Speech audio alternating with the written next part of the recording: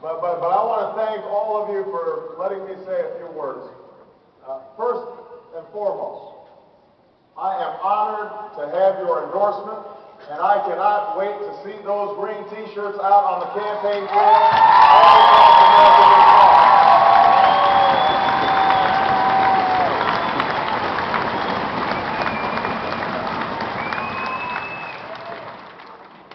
I want to thank your president, Jerry McAtee, your secretary-treasurer, Bill Lucey, and all your international vice presidents. And I want to give a special shout-out to my good friends from Illinois and from Chicago, Harry Blair, Roberta Lynch, and all the members and leaders from Illinois with whom I've worked so closely for so long on these providing legislation.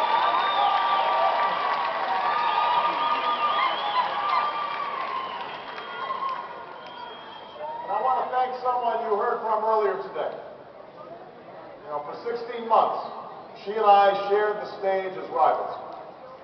But I couldn't be happier that we now share it as allies in the effort to bring America's working families a new and better day. I am so honored to have her support. I'm a better candidate because of her outstanding work and the great campaign she ran. And I just want to publicly say how much I admire and how proud I am of Senator Hillary Rodham Clinton. Give her a big round of applause.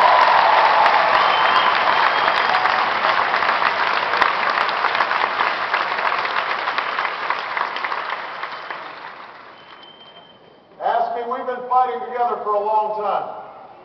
When I was a state senator in Illinois, we were close allies in battles from keeping your job secure to expanding health care. When I ran for the United States Senate, you stood by me when others wouldn't. You were one of the first unions to endorse me and one of the first organizations to endorse me. And for that, I owe you a debt of thanks.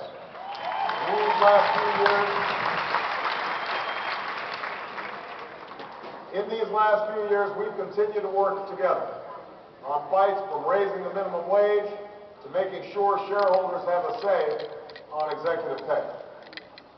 There's one fight in particular that I'll always remember.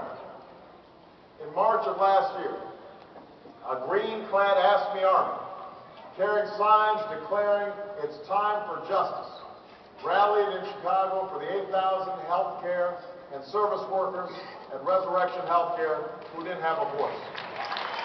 They've been trying to form a union with AFSCME Council 31, but were met again and again with resistance from management. It was there where I met a remarkable woman named Shirley Brown. Shirley, a housekeeping employee in a Resurrection Hospital, helped lead that fight.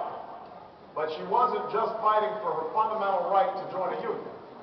She was fighting her own battle against cancer. When I met her that day, she was still weak from the radiation and the chemotherapy. But she was determined to speak. And as she reached the podium, something changed. With her back straight and her head held high, her eyes clear, she told 2,000 AFSCME members why she fought. She said she fought because she had co-workers at Resurrection who couldn't afford the Resurrection health care plan, who didn't receive the wages they deserved, and who were fired just for publicly supporting the union. Resurrection refused to guarantee her a full-time position once she recovered. But because her co-workers rallied around her, because they all came to work wearing buttons with her face on them, management recanted and gave Shirley her job back when she finally beat her case.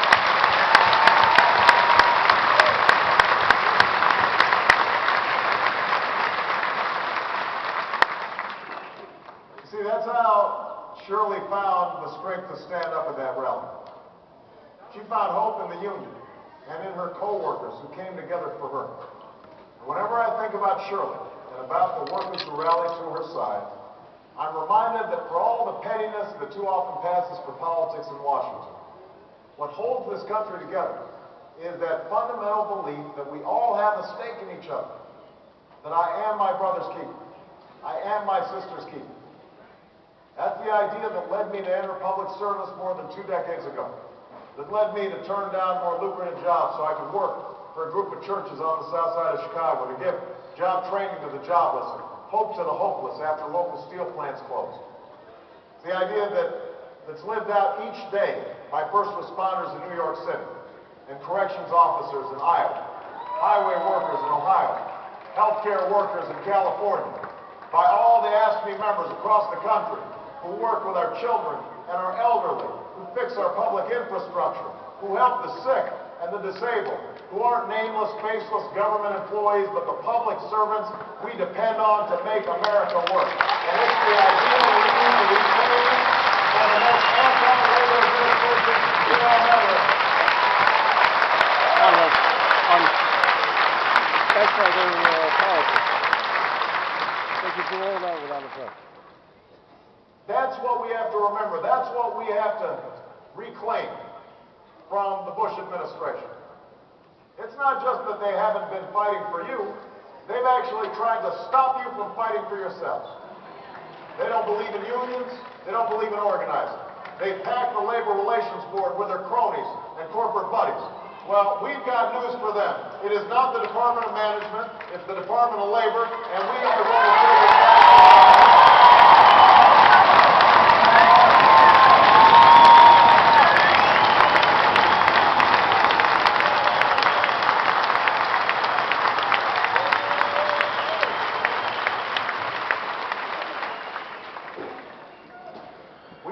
Yes, we can. I heard you. We don't have to wait for the history books to tell us that the Bush years have been disastrous for hard-working families. And that's why we can't afford to let John McCain serve out George Bush's third term.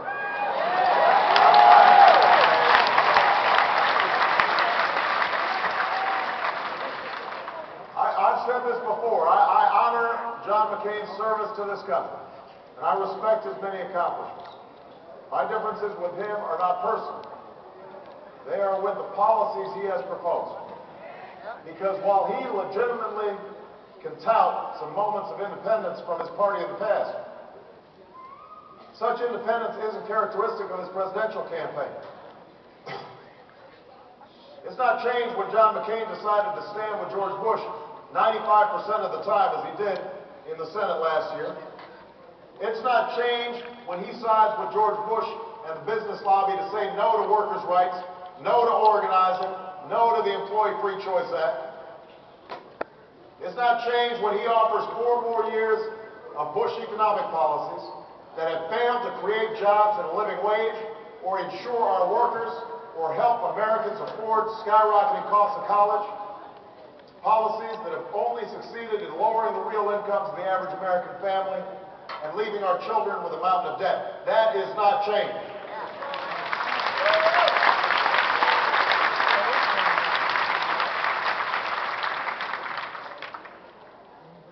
Change is building an economy that rewards not just wealth, but work, and the workers who create it.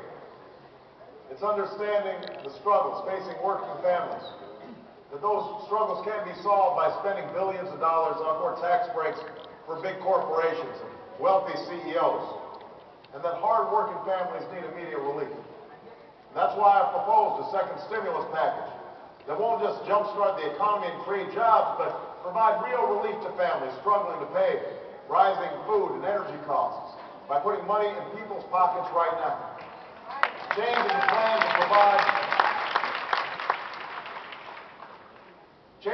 to provide $10 billion to states and local areas to help them cope with budget shortfalls, so they're not forced to cut health care and housing programs and other critical public services during these difficult times.